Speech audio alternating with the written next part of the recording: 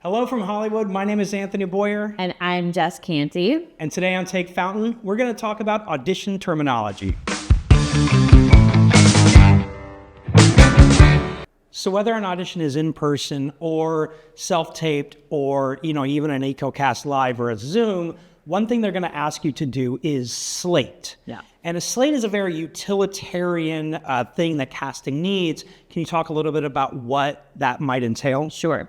So most slates will be some really basic information. They're going to want you to say your name, your height quite often, and also where you were based and the location where you're filming if it's different than where you're based.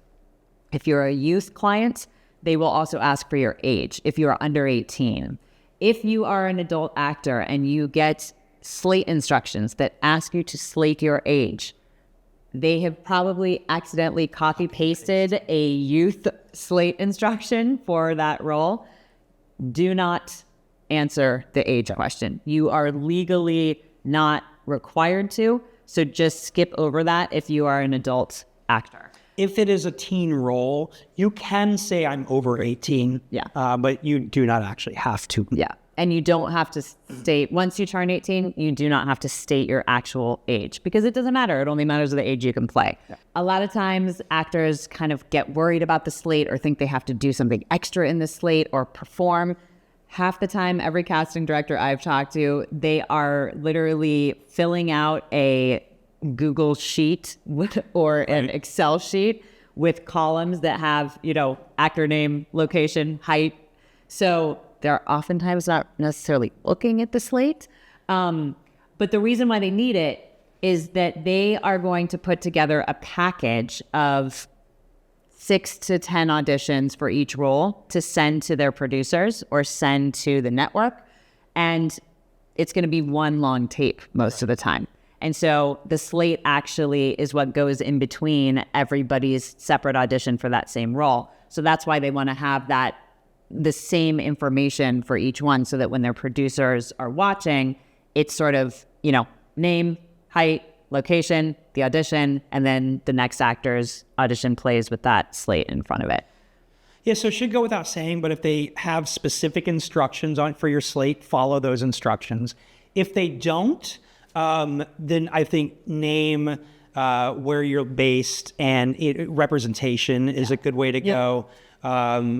Do you prefer, without sans instructions, do you prefer slating in the front or slating in the back, what's called a tail slate? Yeah, I mean, I think most auditions ask for the slate first, if they're not asking for it as a separate file.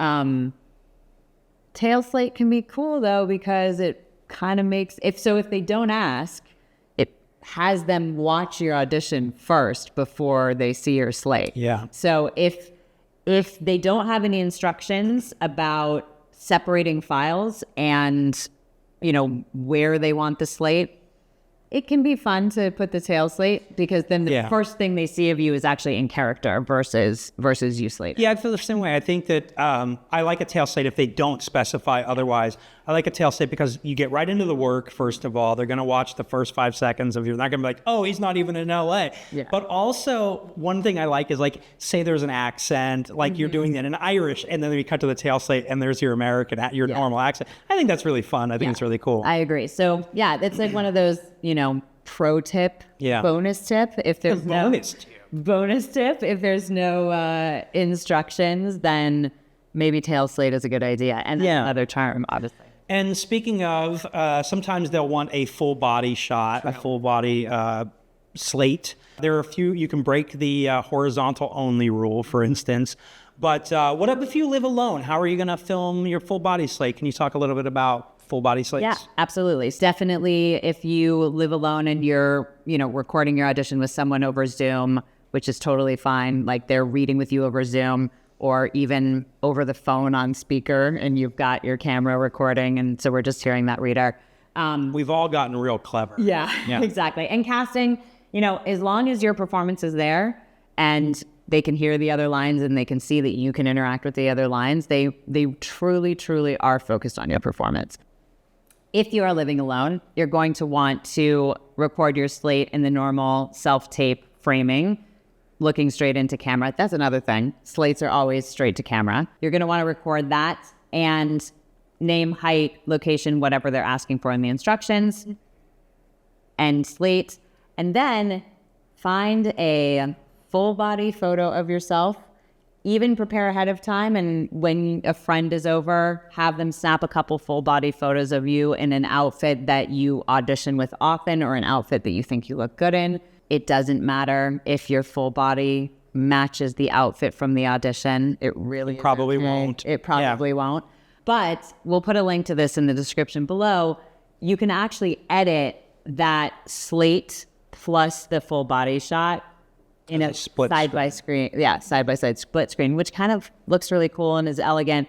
And it's an easy way for you can reuse that same full body photo over and over again next to the video of you fulfilling the slate instructions that you will do with each audition. And to add to that, I think a lot of my New York clients in particular, they don't have a lot of space. They live in small apartments. It's okay if that's done outdoors. It's okay. I like your idea of having a few just sort of on hand for when you need them.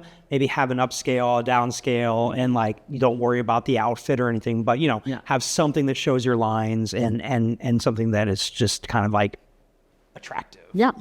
Thanks so much for watching.